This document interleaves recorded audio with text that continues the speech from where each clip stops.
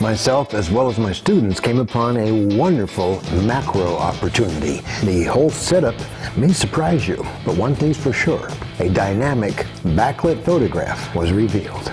Adorama TV presents You Keep Shooting with Bryan Peterson, where you'll learn unique and creative techniques that will elevate your photography skills.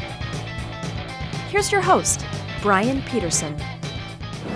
Clearly, everyone's heard the saying that photography, that is good photography, is always about the light, as if it's something magical and mystical that you can't quite reach. It's always unattainable. It's just out of your grasp. Well, the fact of the matter is, light is around us everywhere, and I'll be the first to admit that the quality of light really does have a tremendous impact on your photographs.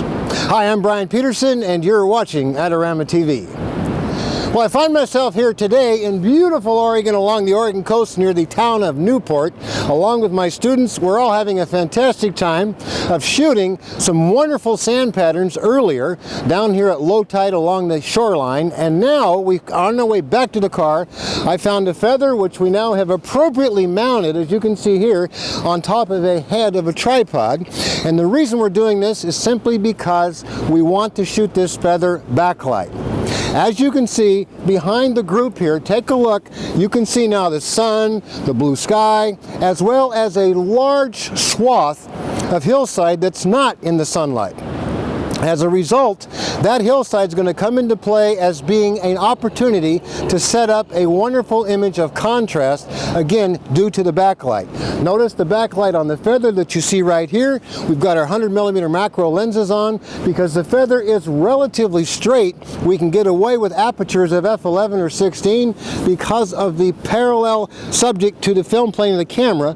It's not curving away or out from that kind of thing like petals of a flower, for example. It's pretty well flush. Therefore, f11 against the backlight, take a meter reading off of the sky to the right or to the left of that sun itself, gives us a shutter speed of a 500th of a second. So then we go in tight, photograph this composition of the feather, and as you clearly see, the feather is glowing because it's lit from behind by the sun, but framed against the hillside, that large swath of dark open shade.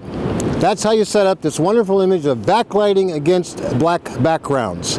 Something you needed to know, and I know you can do this. And until next time, folks, you keep shooting.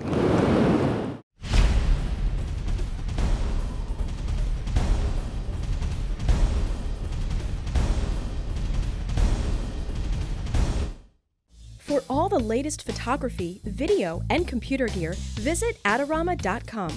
Place your order by 8 p.m. and it ships the same day. Plus, next time you're in New York City, be sure to visit our store located on 18th Street between 5th and 6th Avenue.